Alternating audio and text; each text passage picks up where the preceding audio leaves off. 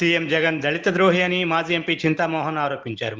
సత్యవేడు పట్టణంలో చింతామోహన్ ఆధ్వర్యంలో మార్పు కావాలి, కాంగ్రెస్ రావాలి కార్యక్రమాన్ని నిర్వహించారు. పట్టణంలో ఇంటింటికి తిరుగుతూ కాంగ్రెస్ పార్టీ కరపత్రాలను పంచిపెట్టారు. అనంతరం మీడియాతో మాట్లాడుతూ వీరబ్రహ్మేంద్ర స్వామి రాసిన కాలజ్ఞానంలో కూడా తిరుపతి రాజధాని అవుతుందని పేర్కొన్నట్లు తెలిపారు. క్రితం బ్రహ్మం గారు చెప్పారు, కాలజ్ఞానంలో తిరుపతి రాజధాని నగరం అవుతుంది అని. అప్పటికి స్వతంత్రం రాలా, ఇన్ని రాష్ట్రాలు కలిసి ఉంట్లా. ఎవరు ఊహించని సమయంలో బ్రహ్మం గారు 300 సంవత్సరాల నాడు కాలజ్ఞానంలో రాసి పెట్టాడు. మరి 70 సంవత్సరాల క్రితం 1953లో మద్రాసు నుంచి ఆంధ్ర విభజన అయింది.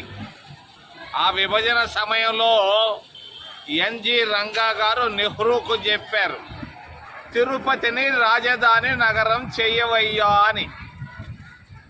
ఆ రోజు సంజీవరెడ్డి బలవంతుడు రంగా కంటే దాన్ని తిరుపతికి రానివ్వకుండా కర్నూలుకు తీసుకెళ్ళాడు.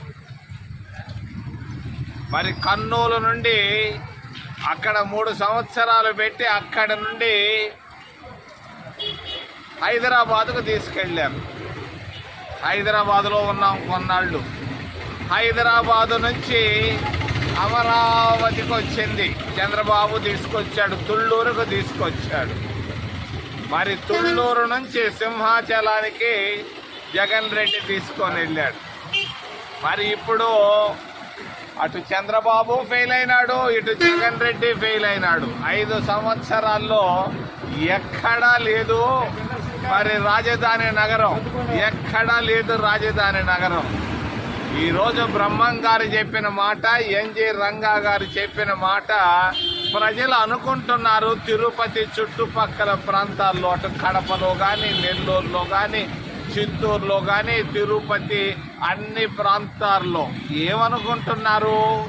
అటు రాయలసీమకైనా, పలనాడుకైనా, కోస్తా ఆంధ్రకైనా ఆమోదయోగ్యమైనటువంటి ప్రాంతం తిరుపతి.